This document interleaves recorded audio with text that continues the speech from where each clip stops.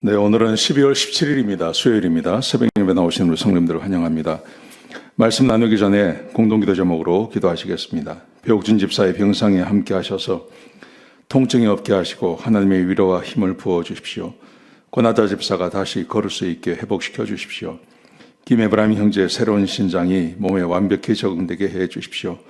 김시 집사의 건강을 회복시켜 주시고 데비박 형제의 건강이 회복되게 해 주십시오. 노승호 집사의 건강을 지켜주시고 함상아 집사의 췌장암을 치료해 주시고 새 힘을 주십시오. 신현성 집사의 대장암 수술 후 빠른 회복을 허락해 주십시오.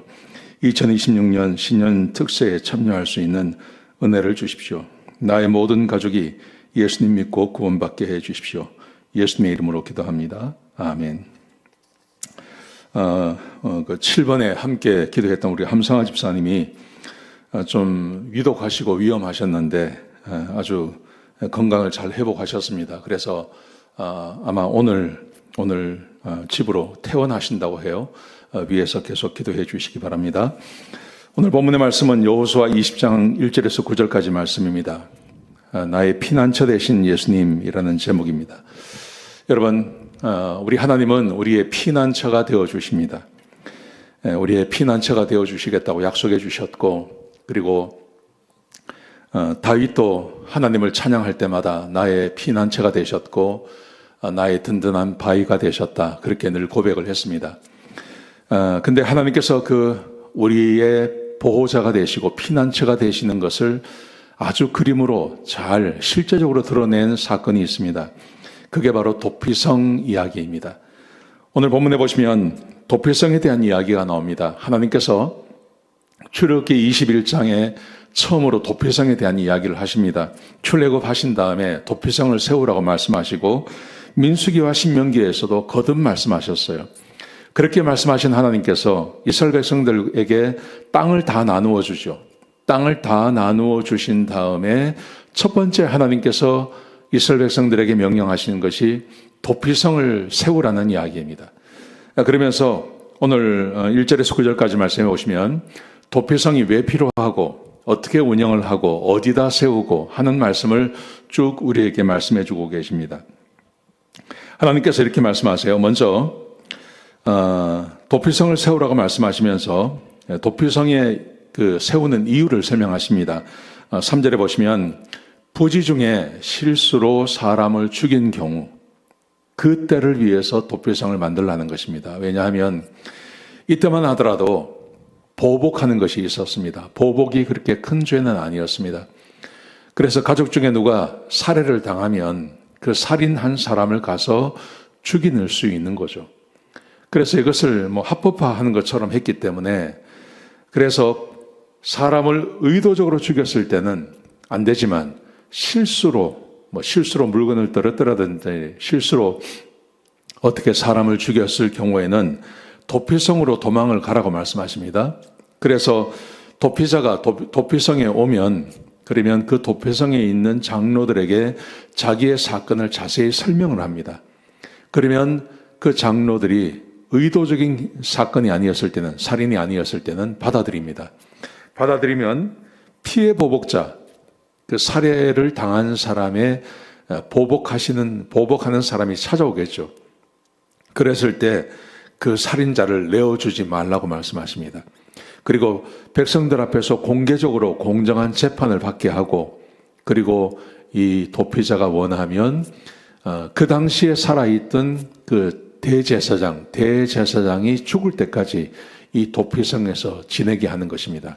그리고 만약에 시간이 지나서 그 대제사장이 죽으면, 그러면 자기의 집으로 편안히 돌아갈 수 있도록 그렇게 하라고 말씀하십니다. 그리고 7절부터 9절까지 말씀해 보시면 도피성이 세워지는 성 6개를 하나님께서 말씀하세요. 이렇게 말씀하십니다. 갈릴리의 가데스, 세겜, 헤브론, 베셀, 그리고 길르앗, 라못, 바산, 골란, 이렇게 6곳을 이미 이곳에 선정하고 이곳에 이것을 세우라고 말씀하십니다. 여러분, 도피성의 개념은 명백히 따지면 그것은 우리 하나님이 우리의 도피성이 되어주시고, 그리고 신약에 와서 우리 예수님이 우리의 도피성이 되어주신다는 말씀과 일맥상통한 면이 있습니다. 우리가 심판을 피해서 우리 예수님께 피할 수 있습니다. 그리고 힘들고 어려울 때 우리가 예수님께 피할 수 있습니다. 그 도피성 6개의 도피성은 궁극적인 도피성이 되지 못합니다. 그런데 하나님이신 예수님께서 인간의 몸을 가지고 오셔서 우리를 구원해 주시는 것, 이것은 영원한 우리의 도피성이 되어주심을 우리에게 보여주고 있습니다. 그래서 히브리서 6장 18절에 보시면 이렇게 말씀하십니다. 이는 하나님이 거짓말을 하실 수 없는 이 두 가지 변하지 못할 사실로 말미암아 앞에 있는 소망을 얻으려고 피난처를 찾은 우리에게 큰 위안을 받게 하려 하심이라. 앞에 있는 소망을 얻으려고 피난처를 찾은 우리에게, 여기서 말하는 이 피난처가 도피성 같은 것을 의미하는 것입니다. 그런데 이 도피성은 하나님께서 신약에 우리에게 허락해 주신 도피성이신 예수 그리스도는 영원한 소망이 되는 것입니다. 시간이 지나면 그 도피성에서 나와야 하는 것이 아니라 영원한 도피성이 되어 주셔서 우리에게 천국을 허락해 주시는 것이죠. 그리고 예수님께서 마태복음 11장 28절에 보시면 수고하고 무거운 짐진 자들아 다 내게로 오라 내가 너희를 쉬게 하리라, 그렇게 말씀하셨습니다. 그래서 우리 예수님께서 우리의 영원한 안식처가 되시고 우리의 피난처가 되어 주셔서 영원한 도피성이 되어 주시는 것을 의미하는 것입니다. 여러분, 힘들고 어렵고 낙심되는 일을 만나고 또 해결할 수 없는 일을 만나셨을 때 그때 절망의 자리에 그냥 앉아 계시지 마시고 예수님께 나아가시기 바랍니다. 예수님께 피하시기 바랍니다. 우리 예수님께서 우리의 도피성이 되어 주셔서 우리를 구원해 주시고 우리에게 안식을 허락해 주시는 것입니다. 예수님께 피한다는 것은 두 가지 의미가 있습니다. 첫 번째, 예배에 나오시는 것입니다. 예배에 나오셔서 예수님을 만나십시오. 여러분, 세상에 지금까지 역사상 거의 모든 사람, 특별한 예외가 있기는 있죠. 근데 거의 모든 사람은 예배에서 하나님을 만나는 것입니다.